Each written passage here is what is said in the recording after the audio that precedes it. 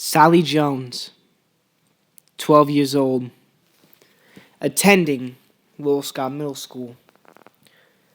Her parents are divorced and her past is torn. Black and white mixed races have been made fun of since she was born. But she couldn't take it anymore. She started to shave her legs. And then one lonely night she took that razor and made a clean cut in her wrist. She felt so much pain, yet at the same time the madness and sadness and loneliness and confusion seemed to all go away. And for once in her life, she felt in control. But because of the law of diminishing returns, one time wasn't good enough, and she needed more. So one time turned to two, and two to three, and three to four, and four to every day after school. And every day after school to before and after school. And before and after school to before, after, and at lunch.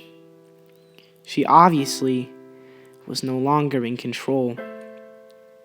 So you see, the blood was such a rush, her arms, flesh with bloody cuts. It felt so good even though it hurt so much.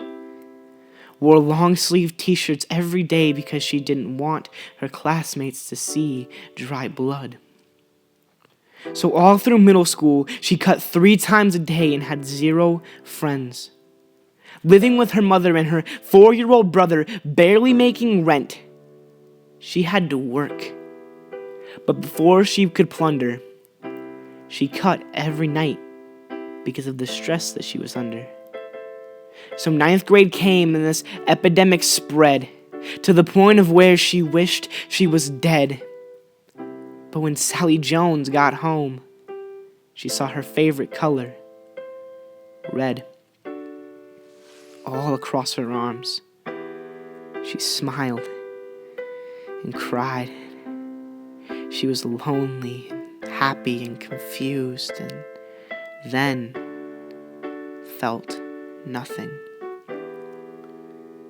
She fell, passed out on the ground.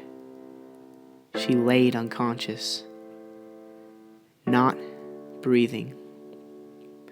She bled out, and nobody seemed to care because when she was here, nobody cared. Nobody stepped out when she was eating alone. Her mom was distant from home. Nobody came and talked to her, so she felt hated, which created that feeling where she needed to go.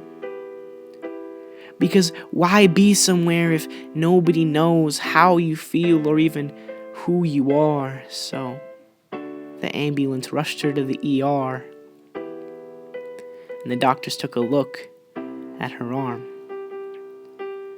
Naked, she laid there with 184 separate, clear scratches. And they thought it was nothing. But then they looked closer, and the cuts were crafted and connected to spell a phrase.